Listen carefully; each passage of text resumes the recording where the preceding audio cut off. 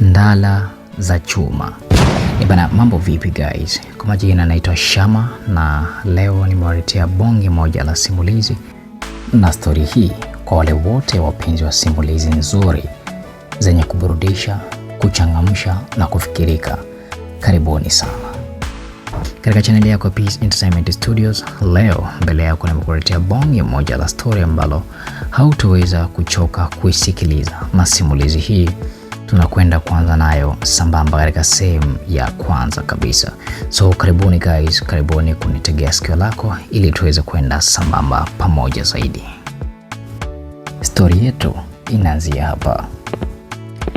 Alizishusha ngazi kwa mwendo mnato huku akizitazama. Uso wake ulijawa na tabasamu. Mikono yake haikuisha kuliweka sawa koti lake la bluu lililoranda rangi ya suruali aliyokuwa ameivaa. Suruali hii ilionekana kuitii vema kabisa pasi iliyokuwa imenyoosha kwa kuudhirisha upanga uliokuwa katika kila upande. Chini ya suruali hiyo vilifuata viatu vya kahawia. Ni kelele za hivi viatu dhidi ya sakafu ndizo zilichukua makini kwa kila mmoja kumtazama. Baada ya kumaliza ngazi hizo, akalakiwa na macho ya wengi.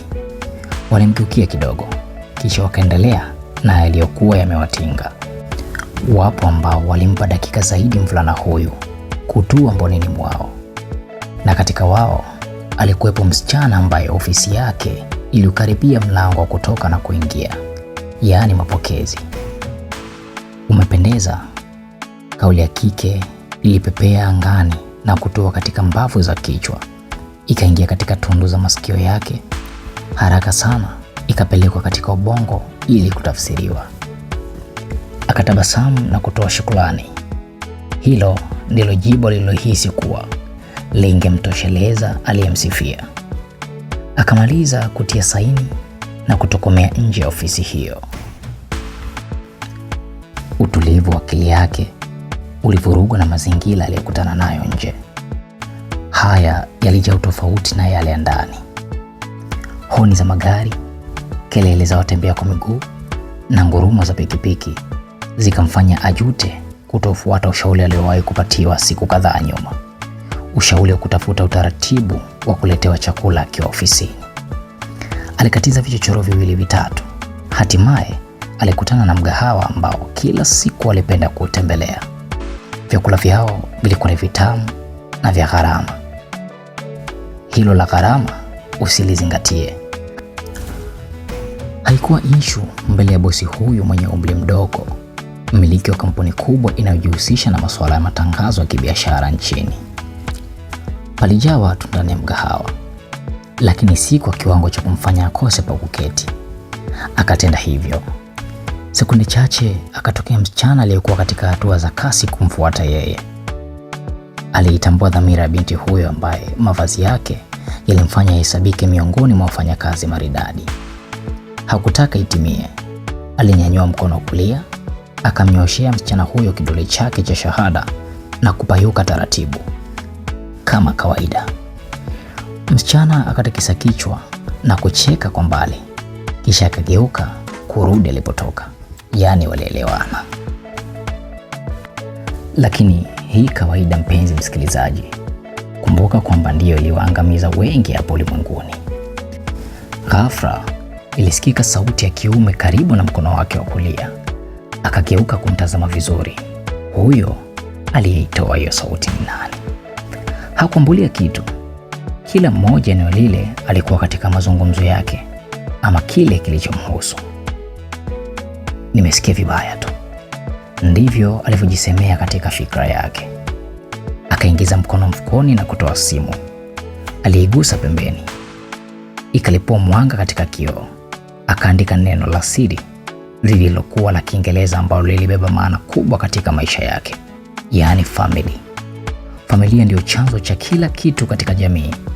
Sauti ikasikika tena katika ubavu ule ule. Haraka akaificha simu yake bila ya kujua ni nani aliyekuwa akimfanyia hivyo. Akageuza kuangaza upande ambao sauti hiyo ilitokea kwa mara nyingine tena. Wakati huo akiwa na jambo jipya moyoni mwake, yaani hofu. hakuna kitu. Hakikuwepo alichokiona zaidi ya vile vile kama ilivyokuwa awali. Mara hii hakutaka kuihamisha sura yake. Aliendelea kutazama upande huo ili tu atambue wapi sauti hiyo ilikuwa ikitokea. Mister akashtushwa na sauti. Haraka sana aligeuka upande mwingine. Ni msichana aliyesimama mbele yake ndiye alikuwa anamuita. Ni mhudumu wa ule mgahawa, yule aliyetoka kumwagizia dakika 3 zilizokuwa zimepita. You are welcome mister, alizungumza msichana huyo huku akinyosha mikono yake juu ya meza kwa bashasha ya hali ya juu. Thanks, mwanaume aliyekuwa amezama katika taharuki fupi ya sauti aliitikia. Msichana yule akaondoka baada ya kuhakikisha kwa mteja wake ameshatia kijiko cha kwanza mdomoni na kuonyesha kuridhishwa na mlo aliyomwandalia. Lilikuwa ni pilau na nyama ya kuku. Nyama iliyokaangwa vizuri ikofanya mng'ao wa mafuta yake umtoe mate. Akasahau kabisa ile sauti kwa muda huo mfupi. Simu yake ikaita. Akaipokea. Alisikiliza maneno yaliyotamkwa na huyu aliyempigia kwanza. Anasema nani alimwagiza? Akamtundika swali, mkono wa kulia ukiwa umeshika bilauri yenye sharubati safi ya embe. Ebana, na huu ndio mwisho katika sehemu yetu ya kwanza. Mpenzi msikilizaji, simulizi yetu inakwenda kwa jina la Ndala za Chuma. Itakuwaje katika mazungumzo yao katika simu hii ambayo imepigiwa huyo kijana? Ebana, usikose kutazama tena na kusikiliza katika sehemu ya pili ya simulizi yetu nzuri inayokwenda kwa jina Ndala za Chuma. Jina langu ni Shama. Chao.